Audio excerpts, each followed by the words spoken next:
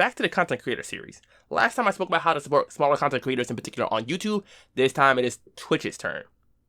If you hear any fireworks, it's the 4th of July. Just try to ignore them the best you can. I'm ignoring them as best as I can. I really can't stand fireworks. Anyone that knows me knows that already. Loud noises, not for me. Anyways, to get right into it. Once again, I'm going to be breaking it down into what I'm calling direct and indirect methods. And of course, once again, we're starting off with direct methods. First off, cheers. Like you cheer for your favorite baseball player, basketball player, soccer player, football player, any kind of athlete, you can also cheer for your favorite Twitch streamer. Let's say they got a crazy kill on Fortnite or Call of Duty or whatever you guys like to stream, and you want to cheer for them. Well, you buy bits directly from Twitch. No third parties involved or anything like that. And you buy them for example, 100 bits is $1.40. Every bit is worth 1 cent to the streamer. So, this is also in USD, by the way. So, if it's a different currency for wherever you're at, you just got to do the conversion rate and whatnot and find out how much that is. And the command is pretty simple. I believe it's just like cheer and then the number, and there you go. Easy enough. Moving on, we have tips. A lot of people, for some reason, in their videos, in their profile, so on and so forth, just like to keep using the word donations. And they're not donations, everybody. They're tips. We're entertainers. This is the entertainment industry now. They're not tips. We're not a charity. People do charity streams. Don't get me wrong. But the average person is not doing a charity foundation kind of thing. So they are tips. Now that I got that out of the way, you can use whatever website or app that they use to receive funds. PayPal, Venmo, Cash App, whatever. They usually put it in their profile. They might have a link somewhere or send you your username. Just make sure that you're getting it to the right person, because this is something that's done through a third party. It's not done through Twitch directly. So just keep that in mind. Don't get scammed. Don't scam anyone else. Let's play it on the up and up. Next up, subscribing. Subscribing on Twitch is different than YouTube. They use the same word, but different, definition of it. The typical definition is, paying something on a monthly or reoccurring basis. That's how Twitch uses it. For YouTube, it's just you click it and it's basically like following for Twitch. If you're lost, just keep following and, no pun intended. Okay, but seriously. Subscribing is helpful. There's 3 tiers. The first one is $5, the second one is this much, the third one is this much, so on and so forth. Okay. You get different perks and benefits and whatnot when you subscribe. One, for example, is you might not see ads on your favorite Twitch streamer if you subscribe to them. There is an option in the settings like don't show ads to subscribed members, for example. So that's just one perk. Other ones are like certain emotes that only subscribers can use, and there's a few other things as well. This is one of the biggest and best ways to help support your favorite content creators on Twitch. It is a 50-50 split with Twitch, however, and the streamer. But if you're a partner, I believe you can negotiate that and work a better deal in your favor. This is all contractual stuff. It's a case-by-case basis. I'm not a partner. I don't know the inner working and details of anyone else's contracts. Next up, we have merchandise. It's simple enough. If they have a website store, if they paint, if they draw, if they make music, if they make t-shirts, whatever they make, buy it. Even better, put it up on your Instagram, Twitter, wherever you are. And that could be a little bit way of trying to help promote them yourself, as well as help supporting them monetarily also. Simple enough. Once again, this is something that is done third party as well. It's not done directly to Twitch, so just keep that in mind. Next up, we have simply watching the streams and being an active participant.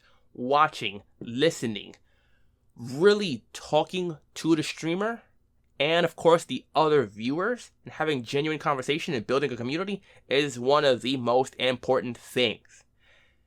Everything starts from just that one person, and it builds deeper, higher, further. So be a part of that community from the very beginning. It's the best way you can help, especially if you're not able to do so monetarily. Now, also, if I didn't mention, to receive bits, and subscriptions, you do have to be an affiliate or a partner. Now, moving on, we have what I'm calling indirect methods. First off, we have following. So, yeah, following on Twitch doesn't do much because there's only one milestone that you really need to hit that requires followers. That's affiliate. After that, there's partner, but you don't need a certain amount of followers for that, really. So following is really only good mostly for the viewer so they can get notifications for when the streamer goes live. And that's about it. It's different. Subscriber count on YouTube is very important for those like almost a dozen different milestones, like the plaques and the channel unlocks. Very different. Next up is interacting on other platforms. We don't really have good discoverability on Twitch. A lot of us stream to like less than 5 people on a regular basis, and I'm not going to sit here and lie to you and try to be fake positive. It honestly just really freaking sucks. Trust me, it really does. It gets discouraging, it gets very demotivating, it gets very hard to just keep doing and keeping a smile on your face on a regular basis. So, it is truly appreciated, at least for myself, to hear from others. And if they reach out to me on Twitter, on Instagram, anywhere, YouTube, because I know that hopefully the idea is, for a lot of us, is to bring an audience from these other platforms to Twitch. Because of that weakness that they have of discoverability, especially compared to other platforms, such as YouTube, TikTok, so on and so forth. Moving on, we have sharing the channel. This is similar, but once again, share that live streamer's channel. If you truly support them and you know somebody, whether it's a family member, co-worker, friend, significant other, whatever, whoever that it is, share it with them if you think that they will be interested as well, whether it's their personality, the game they're playing, whatever it is, because it is very hard, like I said, to get discovered on Twitch. Period. It's good to have active participants, like I said a few minutes ago. Moving on, we have offering your services, whatever they may be. Let's say that you are a graphic designer, because this is one of the most sought after things when you're live streaming, especially on Twitch, is, oh, I want a Twitch overlay, and all that stuff. You know, I have one. I think it's pretty good, but I'm not a graphics designer by any means. I'm really not skilled in that way. So hats off, props to all you people out there that are graphic designers. You're saving the day for so many Twitch streamers. I had to pay for mine, but if I was good at it, I would just make one myself. So if you want to support someone and you know that maybe they can't afford it, they don't have a good budget, so on and so forth, maybe help them out in that regard. I'm not telling everybody to just go work for free or anything like that, guys. Don't get it twisted. I'm just saying, try to help out, budget, reason with them, be a little bit more understanding. Especially if you're trying to support, like I said, those smaller content creators in particular. Now, last but not least, we have rating and hosting. These are very similar, so I'm putting them together. But I'm going to break them down. Rating.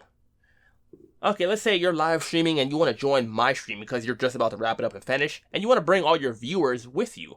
You would type raid and then the username, for example. And you'd bring yourself and all your viewers to my stream.